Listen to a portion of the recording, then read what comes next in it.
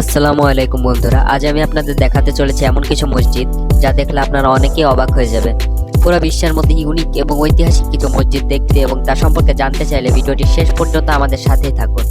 ভিডিওটি ভালো লাগলে লাইক, কমেন্ট, শেয়ার এবং সাবস্ক্রাইব করতে ভুলবেন না। অদ্ভুতের লিস্টে প্রথমে আছে নুসরাত জাহান মসজিদ। নুসরাত জাহান মসজিদ বা নুসরাত জাহান মসজিদ ডেনমার্কের কোপেনহেগেন উপকণ্ঠে নির্মিত একটি আহমদিয়া মসজিদ। নুসরাত জাহান মসজিদ 1967 সালে ডেনমার্কে নির্মিত প্রথম মসজিদ। এই মসজিদটির অর্থায়ন কেবল ডেনমার্কের আহমদিয়া মুসলিম সম্প্রদায়ের মহিলা সদস্যদের দ্বারা করা হয়েছিল। মসজিদটির ধারণ ক্ষমতা 120 জন। মির্জা গোলাম আহমদের দ্বিতীয় স্ত্রী নুসরাত জাহান বেগমের নামে মসজিদটির নামকরণ করা হয়। আহমদিয়া মুসলিম সম্প্রদায় এবং তাদের প্রচেষ্টায় 1950-এর দশকের গোড়ার দিকে নির্মাণ কাজ শুরু হয়। সেই সময় ডেনমার্কে শুরু হওয়া আহমদিয়া আন্দোলন একজন আহমদিয়া মুসলিম মিশনারি কামাল ইউসুফকে নিযুক্ত করেছিল। তিনি 1956 সালে প্রথম ডেনমার্ক সফর করেন। 1967 সালে কমিউনিটি ড্যানিশ ভাষায় কোরআনের প্রথম অনুবাদ প্রকাশ করে ও প্রধান অনুবাদক ছিলেন আব্দুস সালাম মেটসেন, যার প্রকাশনা 4 দশকেরও বেশি সময় ধরে ড্যানিশ জনগণের জন্য উপলব্ধ একমাত্র অনুবাদ ছিল। 1980-এর দশকের শেষ ভাগ পর্যন্ত ম্যাডসেনকে ডেনমার্কে ইসলামের নেতৃস্থানীয় জনসাধারণ হিসেবে দেখা হতো। 1966 সালে নির্মাণের প্রায় 5 দিন আগে হুইডভরে পৌরসভা মসজিদ নির্মাণের প্রাথমিক অনুমতি প্রত্যাহার করে নেয়। অন্যদিকে সম্প্রদায়ের তৃতীয় খলিফা মির্জা নাসির আহমেদের এই অঞ্চলে এর ভিত্তি স্থাপনের জন্য আসার কথা ছিল। মসজিদের স্থপতি জন জাকারিয়াসেন ডেনমার্কের তৎকালীন প্রধানমন্ত্রী জেন্স অটো ক্রাগকে পরিস্থিতি সম্পর্কে অবহিত করে। ক্রাগ পৌর সিদ্ধান্ত উপেক্ষা করার এবং নির্মাণ কাজ চালিয়ে যাওয়ার জন্য একটি নোটিশ দিয়েছিলেন। অবশেষে 1966 সালের 6 মে মসজিদটির ভিত্তি প্রস্তর স্থাপন করা হয় এবং মসজিদটি নির্মাণের পর গণমাধ্যমের ব্যাপক দৃষ্টি আকর্ষণ করে। 1 বছর পর 1967 সালের 21 জুলাই খলিফা মসজিদটির উদ্বোধন করেন এবং উদ্বোধনী অনুষ্ঠানে ডেনমার্ক সরকারের প্রতিনিধিরা উপস্থিত ছিলেন। এরপর আসি বিশ্বের বৃহত্তম মাটির মসজিদে, গ্রেট মস্ক অফ জেনি। জি হ্যাঁ, আপনারা ঠিকই শুনেছেন। পশ্চিম আফ্রিকার একটি অনুন্নত কৃষিভিত্তিক দেশ মালি। খরা, মহামারী, অনাহার লেগেই আছে দেশটিতে। উল্লেখ করার মতো তেমন বিশেষ কিছু নেই এ দেশটিতে, তবে বিশেষ এক স্থাপনার কারণে দেশটি পুরো বিশ্বে পরিচিত। স্থাপনাটি 1000 বছরের পুরনো, কাদামাটির তৈরি একটি বিশাল আকৃতির মসজিদ। মালির অন্তর্বর্তী ছোট একটি গ্রাম জেনিতে এটি অবস্থিত। সকলের কাছে গ্রেট মস্ক অফ জেনি নামেই এটি অধিক পরিচিত। মসজিদটি কবে, কখন এবং কিভাবে নির্মিত হয়েছিল সে সম্পর্কে ভিন্ন ভিন্ন মতামত রয়েছে। প্রত্নতাত্ত্বিকদের মতে 800 থেকে 1300 শতাব্দীর মধ্যে এই মসজিদটি নির্মাণ করা হয়। যিনি 26তম শাসক কোনবোরোর হাতে এই মসজিদের মূল ভিত্তি স্থাপিত হয়। কোনবোরো যখন রাজা হন তখন ধর্মান্তরিত হয়ে ইসলাম ধর্ম গ্রহণ করেন। জেনির সাধারণ মানুষ তখন ব্যাপক উৎসাহে গ্রহণ করে নেন তাদের প্রথম মুসলমান শাসককে। তখন নতুন রাজা চিন্তা করেন তার প্রজাদের প্রার্থনার জন্য একটি উপযুক্ত স্থান দরকার। যেখানে সৃষ্টিকর্তার জন্য স্থান নেই, সেখানে তিনি কি করে প্রাসাদে বাস করবেন। তিনি ঠিক করলেন তার প্রাসাদ ভেঙে সেই স্থানে মসজিদ নির্মাণ করবেন। যেমন ভাবা তেমন কাজ। গ্রামের অভিজ্ঞ প্রকৌশলীকে ডেকে আনা হলো। সিদ্ধান্ত হলো মসজিদ তৈরিতে গতানুগতিক কাদামাটি এবং গ্রামের সাধারণ জিনিসপত্র ব্যবহার করা হবে। মসজিদের দেয়াল অনেক উঁচু হবে বলে সেখানে তাল গাছের কাঠ দিয়ে নকশা করা হলো, যা স্থানীয়ভাবে টরল নামে পরিচিত।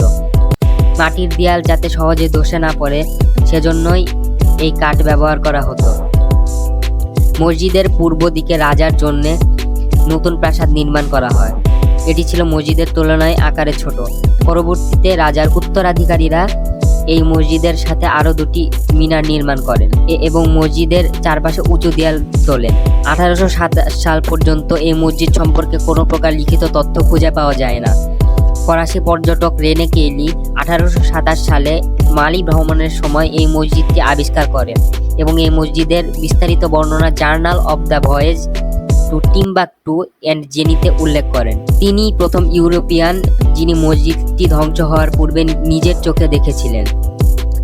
তিনি তার প্রবন্ধে উল্লেখ করেন মসজিদের অবস্থা খুব আশঙ্কাজনক। প্রাকৃতিক দুর্যোগ এবং বর্ষাকালে অতিরিক্ত বৃষ্টির হাত থেকে রক্ষা করতে নিয়মিত কাদামাটির প্রলেপ দেওয়ার প্রয়োজন হতো। তিনি ধারণা করেন অনেক বছর অবহেলায় পড়ে থেকে মসজিদটির স্থায়িত্ব কমে এসেছিল। গবেষকদের মতে 1834 থেকে 1836 সালের দিকে প্রথম মসজিদের ভগ্নাবশেষের ওপর দ্বিতীয় মসজিদটি নির্মাণ করা হয়। এর প্রমাণ হিসেবে 1896 সালে ফরাসি সাংবাদিক ফেলিক্স ডুবিস মসজিদের ভগ্নাবশেষের উপর একটি হাতে আঁকা ছবি প্রকাশ করেন।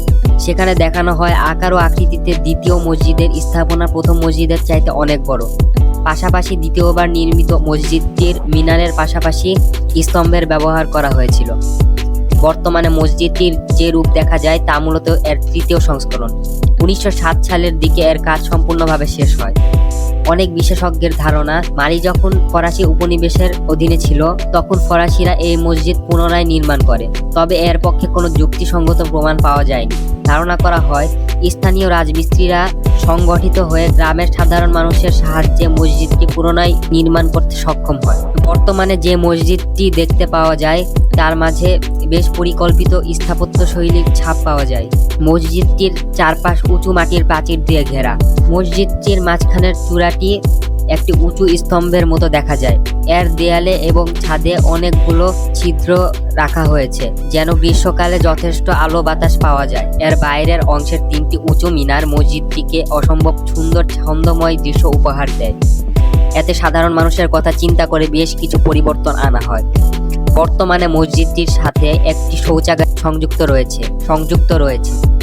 আরও আছে মহিলাদের জন্য নামাজের আলাদা স্থান। এছাড়াও মসজিদের বাইরের অংশে 2 জন ধর্মীয় নেতার সমাধি রয়েছে। মসজিদটিকে ঘিরে চেনি গ্রামের সবচেয়ে বড় উৎসব ক্রেপিসে দি লা গ্র্যান্ড মস্ক পালন করা হয়। বার্ষিক এই অনুষ্ঠানের জন্য গ্রামের মানুষ অধীর আগ্রহে অপেক্ষা করে। গ্রামের সকলেই এতে আনন্দের সাথে অংশগ্রহণ করে। তখন রাজমিস্ত্রির সংগঠন গ্রামের লোকদের একত্রিত করে নাইজার এবং বানি নদী থেকে মাটি আহরণ করা শুরু করে। সাধারণ মানুষ গভীর আগ্রহে ঝাঁপিয়ে পড়ে মাটি সংগ্রহের কাজে। এদিকে গান বাজনার দল গান গেয়ে সকলকে বিনোদন দিতে থাকে। আর গৃহস্থ মেয়েদের কাজ হলো মাটির মিশ্রণ তৈরিতে পানি সরবরাহ করা। এভাবে কাদামাটির মিশ্রণ তৈরি করার পর মসজিদের দেয়াল জুড়ে প্রলেপ লাগানোর কাজ শুরু হয়। গ্রামের বাসিন্দারা তাদের এই ব্যতিক্রমধর্মী মাটির মসজিদকে নিয়ে বেশ গর্ববোধ করে। উৎসবের সময় বাইরের কিছু পর্যটক সবসময় চেয়েছে তাদের ধর্মীয় অনুষ্ঠানে বাইরের সংস্কৃতির প্রভাব খাটাতে। আবার অনেক বিদেশি বিনিয়োগকারী মসজিদটিকে কংক্রিটের মসজিদ করে দেওয়ারও প্রস্তাব করেছে। কিন্তু জেনি সম্প্রদায়বাসী তাদের সাংস্কৃতিক ঐতিহ্য এবং এর ধারাবাহিকতায় বিশ্বাসী। তারা কোনো প্রকার প্রলোভনের কাছে মাথা নত না করে এখনো সমুন্নত রেখে বিশ্বের বৃহত্তম মাটির মসজিদটিকে। 1988 সালে ইউনেস্কো এই মসজিদ এবং মসজিদের চারপাশের গ্রামটিকে বিশ্ব ঐতিহ্য তালিকায় অন্তর্ভুক্ত করেছে। মধ্যযুগে আফ্রিকার এই অঞ্চলটি বাণিজ্যিক পথ এবং বিস্তৃত সংস্কৃতির জন্য বেশ গুরুত্বপূর্ণ ছিল। বর্তমানে গ্রামটিতে 1.5 লাখের মতো মানুষ বাস করে, যাদের অধিকাংশই মুসলমান। অনেক কাল আগে থেকে এই অঞ্চলটি ইসলামী শিক্ষা বিস্তারে বেশ গুরুত্বপূর্ণ ছিল, যার প্রধান কেন্দ্র ছিল এই মসজিদটি। অসংখ্য শিক্ষার্থী কোরআন শেখার জন্য এই মসজিদে ভিড় করত। এখনো এই মসজিদে নিয়মিত কোরআন পাঠদান করা হয়। কাদামাটির এই মসজিদটির রক্ষণাবেক্ষণ মোটেও সহজসাধ্য নয়। জেনি গ্রামের রাজমিস্ত্রিদের সংগঠনটি পুরো গ্রামের মাটির ঘরবাড়ি তৈরি এবং রক্ষণাবেক্ষণের দায়িত্বে থাকে। এই সংগঠনই মূলত মসজিদের দেখাশোনার দায়িত্বে কর্মরত থাকে। কিন্তু খুব বড় আকৃতির স্থাপনা হয় প্রায় সময় কিছু না কিছু মেরামত হতেই হয়। উপযুক্ত লোক এবং দক্ষ শ্রমিকের অভাবে এই কাজ দিনকে দিন কঠিন হয়ে পড়েছে জনিবাসীদের জন্য। স্বাভাবিকভাবে এর সাথে খরচের ব্যাপারটিও জড়িয়ে থাকে। কিন্তু গ্রামবাসীর অদম্য ভালোবাসা এবং ধর্মীয় অনুভব মসজিদটিকে এখনো বিশ্ব দরবারে সমুজ্জ্বল করে রেখেছে। এতক্ষণ আমাদের সাথে থাকার জন্য ধন্যবাদ। এরকম আরও কিছু মসজিদ সম্পর্কে জানতে চাইলে কমেন্টে মতামত অবশ্যই জানাবেন এবং সাবস্ক্রাইব করে রাখবেন।